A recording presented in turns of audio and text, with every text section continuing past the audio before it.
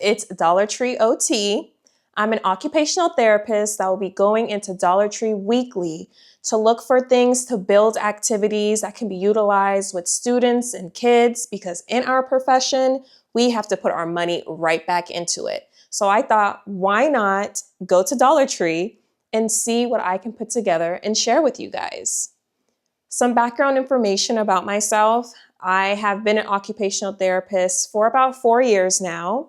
I have mainly worked with kids, and in recent times, I have become a school-based occupational therapist.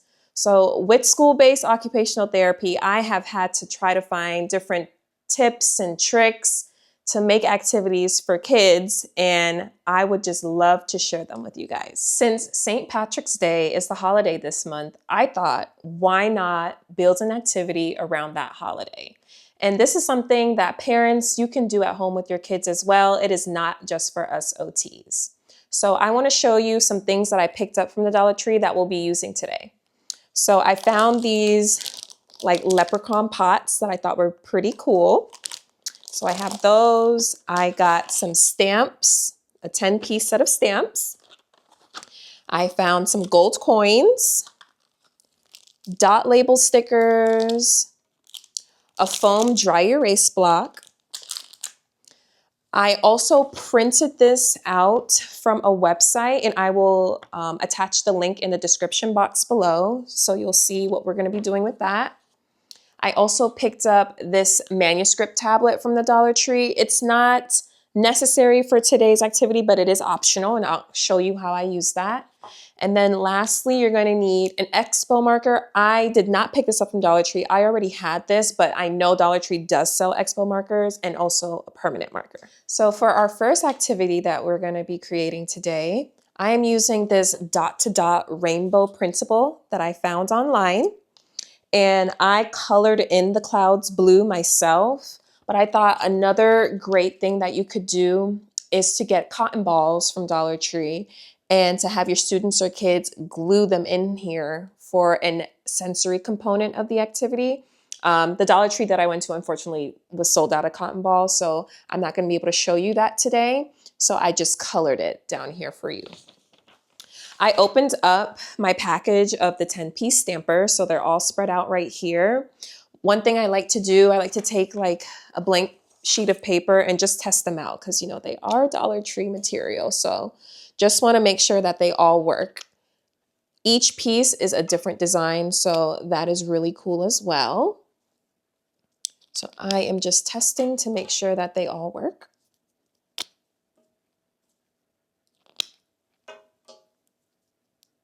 So with this activity, you are going to be utilizing some different skills, some visual perceptual skills such as visual spatial relations, some fine motor, taking off the cap off the stamps, some eye-hand coordination as we are stamping inside of the dots on the rainbow.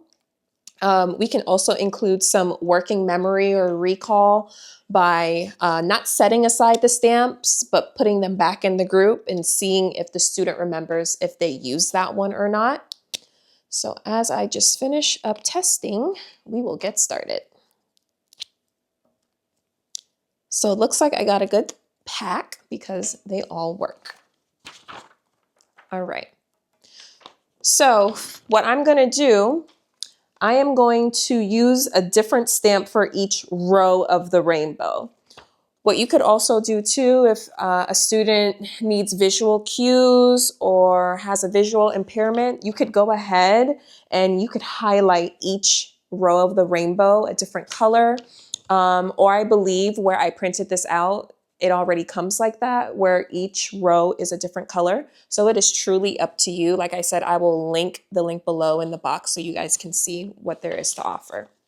So I'm going to do a few for you. I'm going to use this little leprechaun stamper right here. And basically what you want the student to do is uncap the stamper and then try to aim for the dot.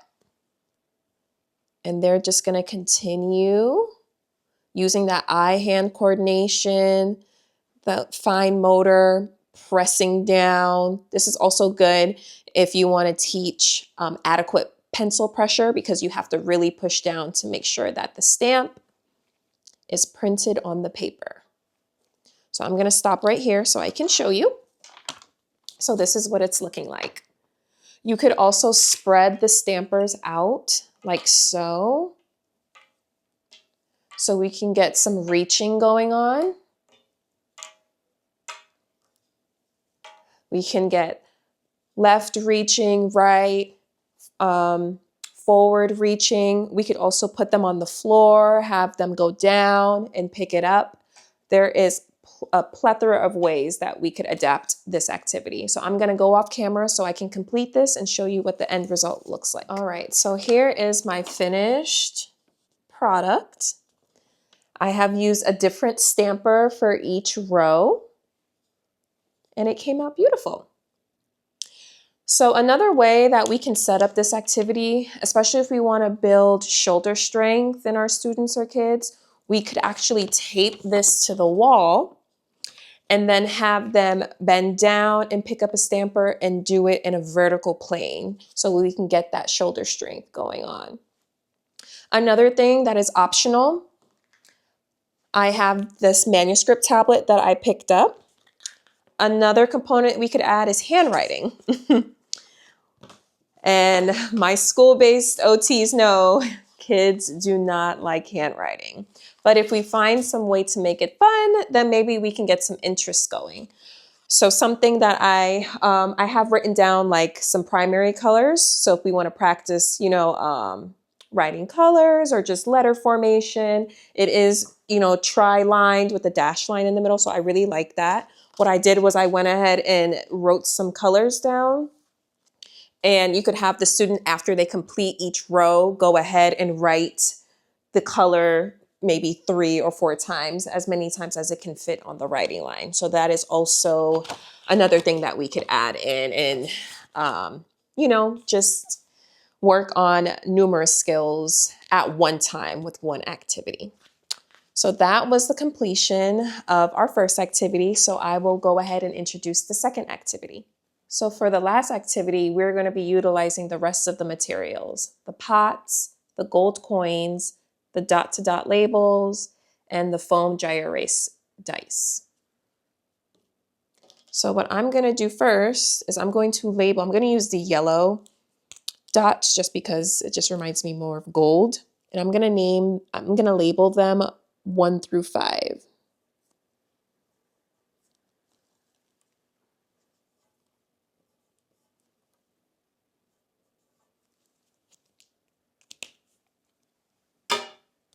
And then I'm going to put a number on each pot. And I think I'm going to go grab some more so I can put the number on both sides of the pot. So I will go off camera and do that.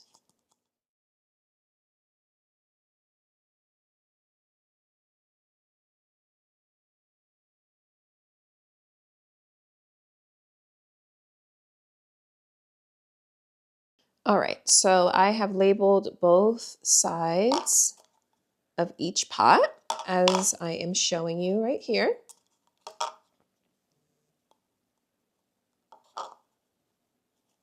All right, so we have pots labeled number 1 through 5. So I'm just going to push these to the side for a second. And now we are going to work on numbering our die. And we are just going to put number 1, 2, 3, 4, and then we'll do 6 up top, and then 5 at the bottom. So I know we don't have 6 pots because I only bought 1 pack, but keep in mind the activities that I'm showing you, you can adjust them. You can make it as large as you want or as small as you want. You could obviously buy more packs, like 1 more pack of the pots and you'd have 10. The gold coins, they come with 30 pieces, so you could buy more, so you could do more with them. So I am just showing you the basis of the activity. So for this activity, we are going to be working on different things. We are going to be working on number recognition. We are going to be using a pincer grasp. We're also going to use some kind of dexterity to roll the die. And I would really think that this activity, to get the most out of it, I think it would be best used in a obstacle course kind of setting. So if you have a scooter board that the student or child can either sit crisscross on and use their arms to navigate themselves or ambulate themselves, or if you have a longer scooter board where the child or student can lay prone and same use their arms to navigate, that would be best. So what we are going to have the child or student do, so first you'd spread out your pots.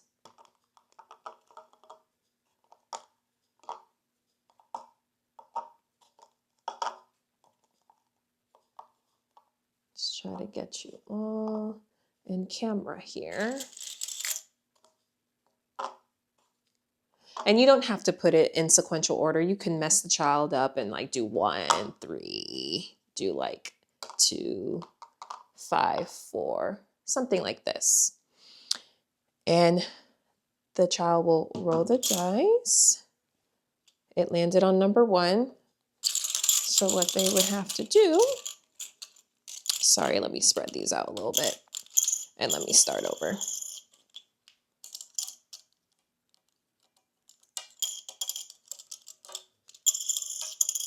All right, so roll the dice.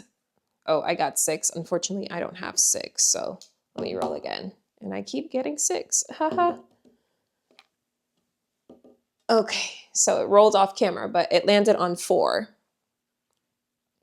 So then, and then also you can alternate. You could have the child either use left hand or only use right hand. It's solely up to you and what you're working on. I'm gonna use my right hand.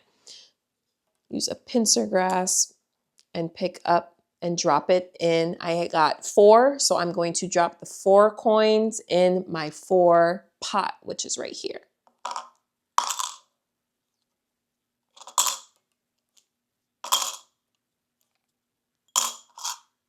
All right, so I have 4 in here. So I'm gonna do it one more time. And I keep getting 6. All right, I got 2 this time. So I look for my 2 pot, 1 and 2. So not only are we doing fine motor, we are doing we're doing scanning because they are looking for the number pot. That's why it is maybe best to keep it out of sequential order so they can look for it.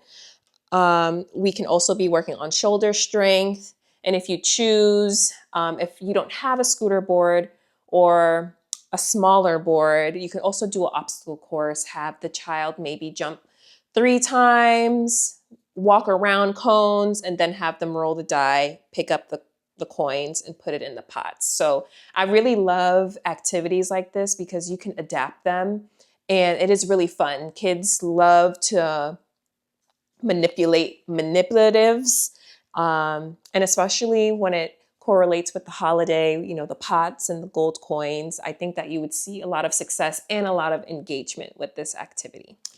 For our last activity as well, here goes my handy dandy manuscript tablet. We can also do handwriting again. I wrote the numbers 1 through 5 on here. So same thing, after each turn, they could practice writing the number on these tri-lines. I love doing activities and incorporating handwriting because school-based OT, a lot of our goals are handwriting, but we have to come up with fun ways to get engagement for that. Another way that we could upgrade that last activity, I really liked using the dot-to-dot labels on the pots because you could get numerous use from it. You could peel it off or you could just simply put another dot-to-dot label on it. If you're working on maybe your name or identifying letters or different things like that. You can put the letters on the pots. You can do it any way you seem fit. To upgrade the activity, you could also put the dot to dot labels on the coins itself so we can get that figure ground discrimination going on, and they have to maybe search for that specific number or that specific letter and then drop it into the pot. I hope you guys really enjoyed this video. I hope it was informative and gave you guys some creative ideas as to what to do with your kiddos, especially for St. Patrick's Day coming up. Please remember to like, subscribe, and comment. I want to hear, did you guys do any of these activities? Did your Dollar Tree happen to have all these same items that mine did? I'm looking forward to just continuing engagement with you guys, seeing, drop below in the comments if there's maybe a specific area that you're lacking some creativity in, and maybe I can help come up with an activity for that. So please just let me know. Thank you guys. I'll see you again for another video.